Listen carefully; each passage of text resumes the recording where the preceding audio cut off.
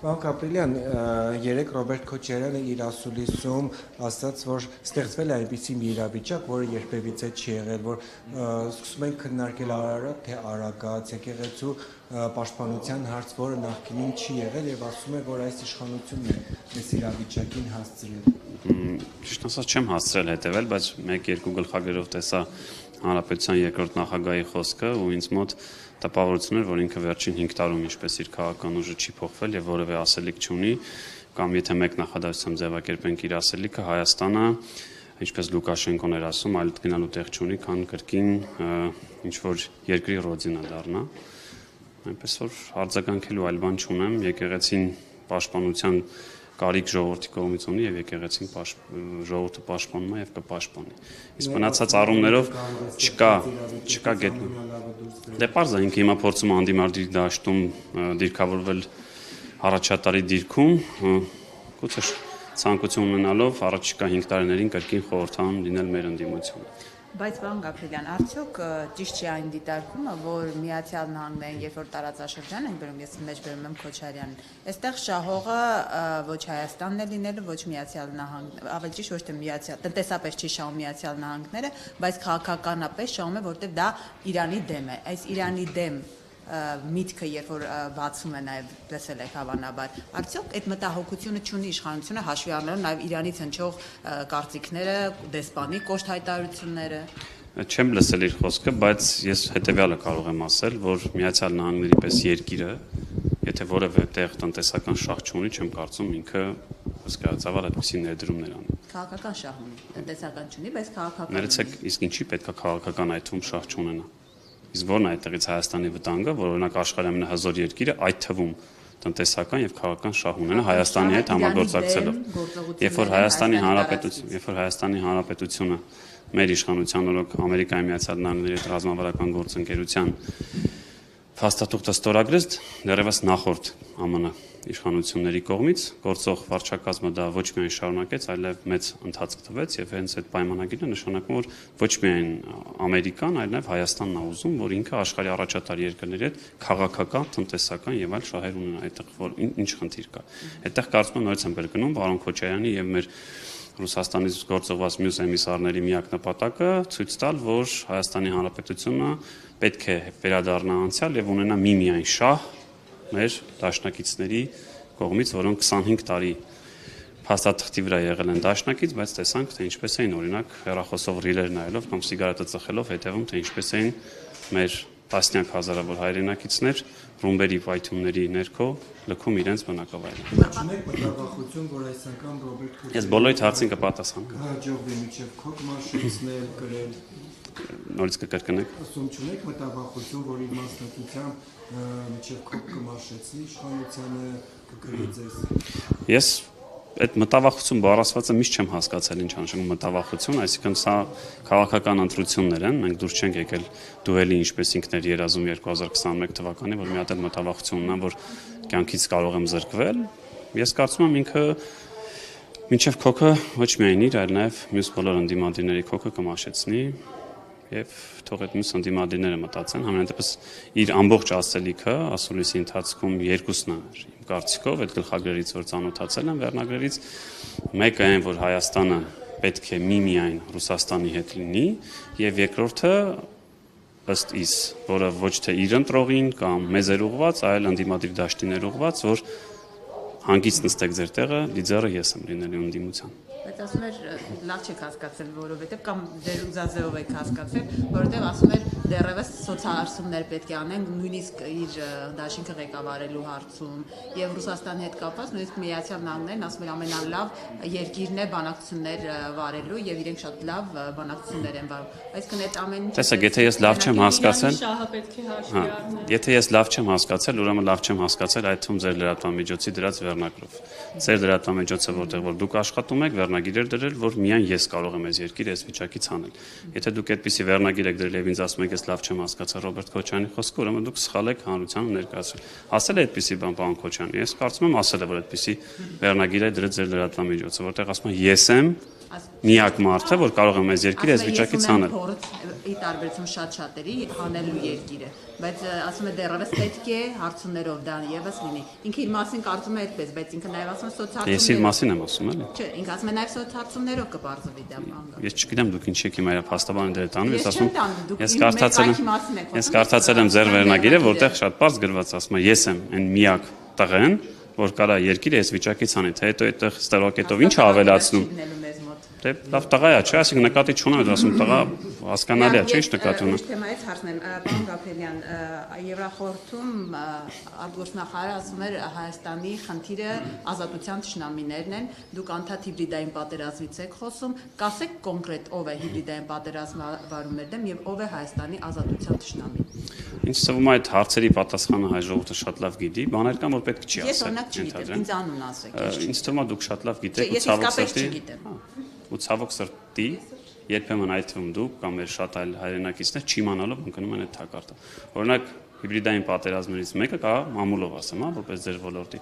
Երբ որ չճշտված աղբյուրին հղում անելով, հետո մեկ օր հետո բարձում այդ աղբյուրը շատ այլ տեղից, կոնկրետ այլ տեղից ֆինանսավորում է եւ կոնկրետ իր հրապարակումները որևէ աղերս չունեն իրականության հետ, բայց ձեր կողմից տիրաժավորվում է, դուք ուզեք, չուզեք կամ անուղղակիորեն դառնում եք այդ հիբրիդային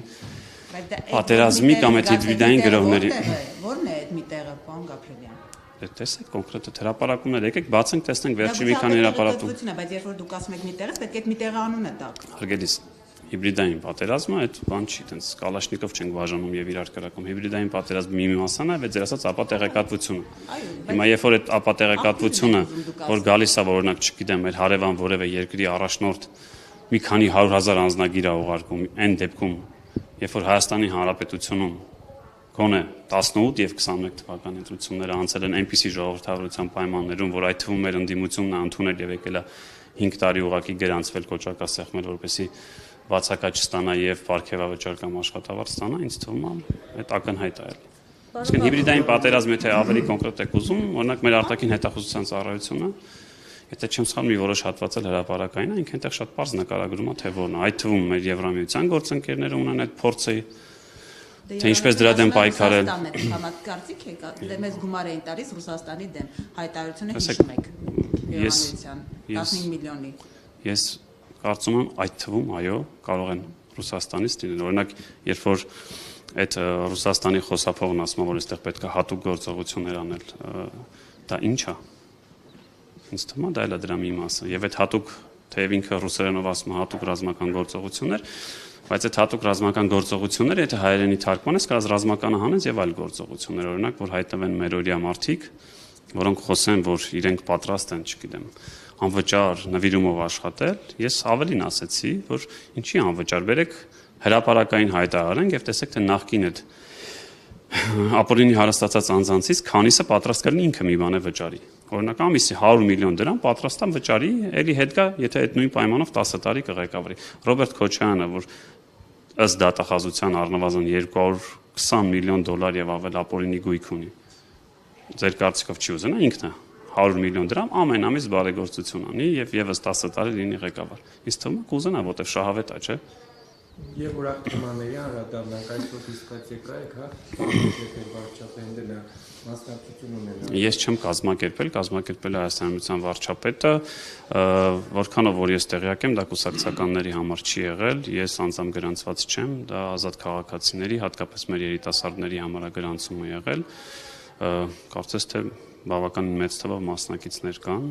Ինձ թվում է մենք առիթներ ունեցել ենք եւ կունենանք լսելու վարչապետի կատարումները, սա կարծում եմ մեր քաղաքացիների համար է։ Ոչ,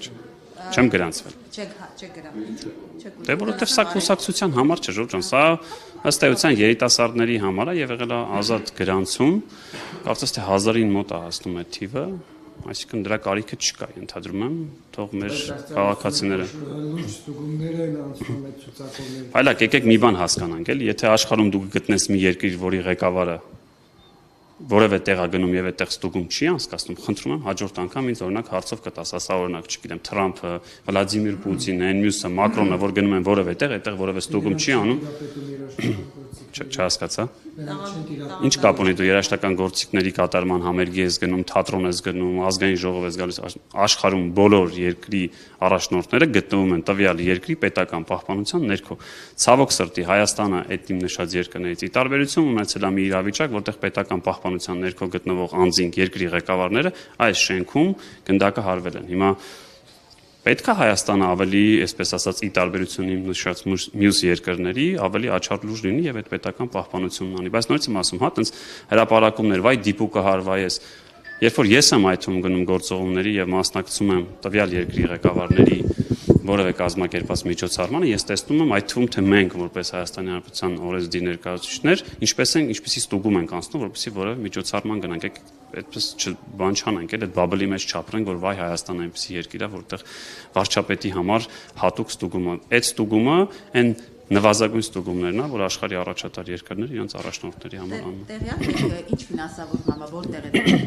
աշխատակազմն է, ինչ ֆինանսավորման բերել։ Անկեղծ ասած տեղյակ չեմ։ Բայց դա էլ եմ տեսել, համ 2 գրամ մեր հարկերի հաշվին, ուզում ասեմ այդ հազարավոր կամ 1000-ին մոտ երիտասարդները, որ գալու են, իրենք հարկատու չեն, իրենց ծնողները հարկ վճարող չեն։ Երբեմն այդ խոսույթն է կաչած, մեր հարկերի հաշվին էս ինչ է անում, բայց երբ որ տեսնում ես այդ միջոցառման մասնակիցների ցանկ, այդ մարդիկ են հարկ վճարող, ինչպես ես, ինչպես դուք, ինչպես, չգիտեմ, մեր հարգելի օպերատորները։ Դա ֆինանսական չոր բան է։ Ես ասում եմ, չգիտեմ կոնկրետ այդ ոնց արվում, բայց ես ընդհանուր մոտեցումն եմ ասում։ Ես էլ եմ հարկ վճարող, դուք էլ եք հարգելի փայլակ հարկ վճարող եւ վստահաբար այդ վարչաբենդի համերգին եկող երիտասարդների մի հսկայական հատվածը նույնպես իմ եւ ձեր նման հարկ է վճարում, որից գոյանում է պետական բյուջեն, ել չեմ ասում իրենց ծնողներն էլ են հարկ վճարում, որից գոյանում է պետական բյուջեն եւ կարծում եմ ողջամտության սահմաններում էլ ծախսը կարվի։ Բայց տեղյակ չեմ անձամբ թե ինչքան է ծախսում։ Կորոնայի ավանիցը պարային խմբի անդամներից է տեղյակ եք այլ քպականների եւս պարային խմբի Համույթի անդամ են։ Չէ, տեղյակ չեմ, անկեղծ ասած, հասկանում եմ, դες փորձում եք մի քիչ հումորային բանի տանել, բայց դուք հասկանում եք, չէ՞ որ Պարզապես նախարարին տարօրինակ է տեսնել, ինչ որ երաժշտական։ Ես հասկանում եմ, որ ձեզ համար նախարարին տարօրինակ է տեսնել, օրինակ բացի գողությունից այլ բան անել, որտեղ երբ որ ելեք դուք Ռոբերտ Առողջապահության համակարգը ներդնում եք բազմաթիվ հազար ներողություն եմ խնդրում, որ անձնավորում ձեզ, ես նկատի չունեմ անձամբ ձեզ, էլի, այդ թվում ինձ, այո, տարօրինակ է ինչ որ առումով տեսնել, որ նախարարը բացի գողանալուց կարողանում է նաև ապարել, հասկանում եք, որտեղ երեկվային անձնավորության ասուլիսին որ գնացել եք, իրանց նախարարները այո, ապարելու ժամանակ քաղաքացիների հետ այդ թվում ապարելու ժամանակ չունեն, որտեղ ավելի կարևոր գործով էին զբաղված, որովհետև լրացել էր գուցե ինչ որ մեկի մի ամիսը, որ ինքը նոտար չի գնացել հերթական իր տունը գրանցելու համար։ Դե պարզ է, կարող է եւ նաև ձեր համար տարօրինակ թվա, ինձ համար տարօրինակ ոչ մի բան չկա եւ երբ որ փորձում ենք տես պիտակավորումներ տալ, այդ թվում մեր ընդդիմությունը, դուք հասկանում եք, որ մեր երկրում առնվազն մի քանի տասնյակ հազար երեխաներ բարի են գնում այս բանին։ Եվ երբ որ այդ ուղերձը տալիս ենք ապարել, այդ մարդկանց մոտ ինչ ենք ուզում ձեր, որ ապարելը այդ ինչ որ մի հատ ծիծաղելու բան է, հա։ Մենք ընդհանրապես գրաֆիկն ենք ասում։ Նախարարը այդքան ազատ է, որ կարող է գնալ ապարել, համույթի հետ փորձեր անել, այն դեպքում, որ ամեն օր խոսում եք, նույն մի բանն է վերցնում, առողջապահական համակարգի ներդրման համընդհանուր, բազմաթիվ խնդիրների մասին։ Այսինքն այնքան ազատ է, որ այդքան ժամանակ ունի, դա է ամբողջ խնդիրը։ Իսկ երբ է գնալու։ Ինչ է երբ է գնալու։ Երբ է գնալու այդ միջոցառմանը մասնակցի։ Որ ժամին ասենք։ Չգնաց, ես չգիտեմ երբ է գնում, հարցը դրա մասին չի, հարցը այն է, թե Դե հարցին ձեր պատասխանում, իսկ կարող է երեկոյան 21:00-ին է գնալու, որտեղ օրինակ այդ մարդը ունի ազատ ժամանցի կամ իր հանգստի իրավունք։ Հիմա աշխատանքային ժամը առողջապահության նախարարը եկել է այս սենյակում, պատասխանում է падգամավորների հարցերին, եւ ես շատ ուրախ եմ, որ Հայաստանի Հանրապետությունում այս պահին մի քանի տասնյակ թոշակառուներ ստացել են 4 միլիոն դրամ եւ ավելի առողջապահական ծախսերի փոխհատուցում, մի բան, որը մենակ Ռոբերտ Քոչարյանը իրան կարող ժամանակին թույլ տալ։ Ոչ մի թոշակառու Ռոբերտ Քոչարյանի ժամանակ անգամ չէր կարող երազել, որ ինքը 4 միլիոն դրամի անվճար օգնություն կստանար, հասկանում եք։ 12 միլիոն դոլար միայն այս ամիս ուղղվել է թոշակառուների մինչև երեկվա դրությամբ կատարված ծախսերը։ Եվ Անահիտ Ավանեսյանը այո աշխատանքային ժամին այստեղ ներկայացնում է իր կատարված աշխատանքը։ Կան թերություններ, իհարկե կան, լսեք մեր այդ թվում մեր հարցադրումները եւ կտեսնեք, բայց սա նոր համակարգ է եւ մենք հասկանում ենք, որ միանգամից դուք թիվը լսեցիք, հունվարի 1-ից 1.550.000 մարդ Հայաստանի Հանրապետությունում ապահովագրության շահառու է 1.500.000, այսինքն մեր բնակչության կեսը այս պահին այդ ապահովագրության համակարգի մաս է եւ ես շատ ուրախ եմ, որ միջև այս պահը համենայն դեպս միակ, եթե այդպես ասեմ, որոշակի մտահոգությունները կամ դժգոհություններն են նաեւ որ գուցե որևէ դեղի համար որ փոխհատուցում է տրվել, քաղաքացին դեռ պետքա մի քիչ էլ ավելացնի, բայց եկեք ընդունենք, որ հունվարի 1-ից առաջ դեկտեմբերի 31-ին այն քաղաքացին, որ օրինակ 36000 դրամ ստացել է դեղի գումար եւ եւս 3000 կամ 10000 դրամ ավելացրել է, որ այդ իր ուզած դեղը առնի, դեկտեմբերի 31-ի դրությամբ այդ հնարավորությունն չուներ, ինքը իր ամբողջ թոշակը պետքա տա։